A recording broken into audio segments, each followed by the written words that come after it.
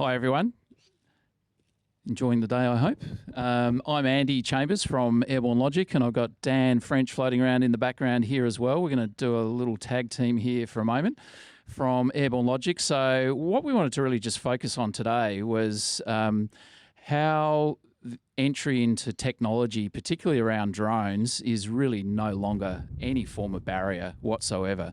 What we've got sitting in front of us here is a little DJI Mavic 3 multispectral. So that's able to do a range of different imagery capture from RGB, standard aerial imagery, right through to different shades of light, essentially, into near infrared, which tells us a lot about what plants are doing. So really useful in summer when we're starting to have a look at what's happening from a nutrition perspective. Have we got uniformity of growth? Getting all of that information into some really useful analytics where we can get a very fast and quick picture about how our vineyard's performing. So yeah, something like this is about $8,500 now. The very first drone that we bought, I think, was $25,000 and hurt the wallet. And increasingly, we've just seen those prices start to plummet, where at the same time, the quality of the imagery and the quality of the cameras and the lenses on these things has gone through the roof. So we're starting to get this incredible high definition imagery that we can do some amazing things with from a data analytics and machine learning perspective. So we can start to count things really accurately. We can chuck that into a computer and get an answer the next morning that gives us some amazing insights into how things are growing and how things are looking. So that's the beauty of being able to use this type of tool. But most importantly, it's about how do we use that information? How do we get that data into an actionable insight so that you can actually do something useful with it? There's no point in just going out there and collecting imagery for imagery's sake. You've got to be able to do something with it. So what I'm going to do is hand off to Dan, quickly run over there and chuck this thing in the air because it's a nice distraction. And Dan's just going to talk us through a little bit more about what we do with some of that multispectral imagery. I'll give you some stats as well on the drone, just so you can visualize how you might use it. So on that drone, as Andy said, every year the technology improves. These ones can stay up in the air for about half an hour with a single battery. So usually you'd buy a drone and you might have, say, 2 or 3 batteries that you cycle through. We could probably fly over the top and image a vineyard in detail in about, say, in 2 batteries in an hour, probably do 60, 70, 80 hectares after you've base mapped the vineyard. So first of all, you do a first flight where you basically fly a grid pattern over a vineyard, and that's so you can 3-dimensionally map the property. So some of the outputs you'll get from a drone like this, because it's what's called RTK enabled, which means all the imagery is really tightly tied into the position on the ground, is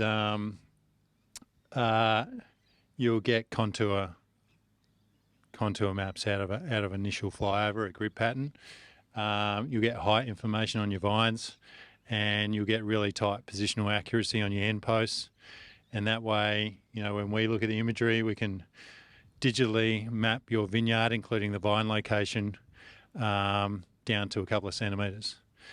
And after you've done that, you can take that imagery and you can basically isolate a vine in the image from its surrounds, and you can start to measure things like the size of the vine, and you can put your vineyard or your blocks into vineyard size categories, and then when you're mapping it, there it goes up in the air. When you're looking at the information that comes out of it, you can start to really accurately isolate weak or underperforming areas. You can analyze and measure gaps. You can count missing vines. You can take all those outputs and you can use them to design variable rate applications for fertilizers and sprays or improvements to an irrigation system. A cousin of this drone here has a thermal camera on it, so that's really effective for spotting water leaks. You can turn on your valves in a vineyard and leave them running for 8 hours, do a flyover, and this will really accurately pinpoint where all your big pools of water are in your interrow, and really dramatically improve your ability to locate and fix those leaks. And the point of us flying at the moment is just to show you, I guess, that there's options which are becoming increasingly affordable to own your own and have autonomy over when you fly. So we work with more people increasingly who have their own drones or have had their drones who they're either going to acquire one or they've had one sitting in a shed. It's not getting much use, but they can fly it and send us the outputs and we can do the processing and reporting for you. So that, you know, in the example of some of the guys down the McLaren Vale, they're really interested in looking for water leaks and they like to fly every couple of weeks over their blocks. And, you know, that's their way of managing canopy size and vigour. And whenever they spot a blowout, they want to be on top of it. So they go out and fly every 2 weeks. They send us their imagery and we send it back to them the next day, all processed. And it's, like I said, it's all mapped and it's like a Google map. They're really good at spotting where the leaks are. And so last time they did that, they went out and fixed in one, I think, what is it? It's about 24 hectare block. They fixed, or they located 27 leaks, I think. And the time it took them to fly the drone, to look at the imagery, to pinpoint, to go out there, take the equipment and fix the leaks, they recorded that took them 5 hours and they estimated that usually would take them 16. So if you do that a number of times over the season, then the economics start to stack up. You can share a drone between farms if you wanted to. And once you've got one, like all you need to do is basically base map your vineyard and we can help you basically decide what sort of drone is appropriate, but also program and optimize your flight paths. And once they're set, I mean, it's really just a matter of going out there, pushing a button, and the drone takes off, flies its set pattern, comes back and lands. You take out the SD card, download your data and send it through. And you can do that whenever you want. It's easy. So I guess that's what Andy's saying in that, you know, this technology barrier is dropping all the time. Like these things can pretty well fly themselves. They're pretty bulletproof. When you're collecting simple RGB imagery, which is, you know, the standard camera imagery, you can fly under cloudy conditions.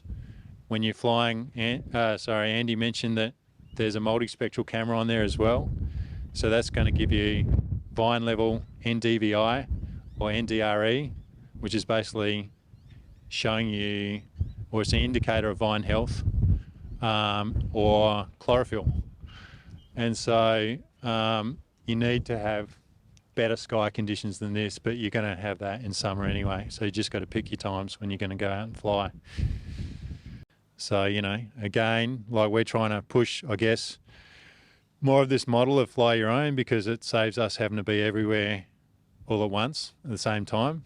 And it just makes a lot more sense that people have autonomy over when their information's collected, and it's collected at the right time for them. So, yeah, and we're thinking we're getting a good system for that. So if anyone wants to talk about it, then, yeah, we'd love to have a chat.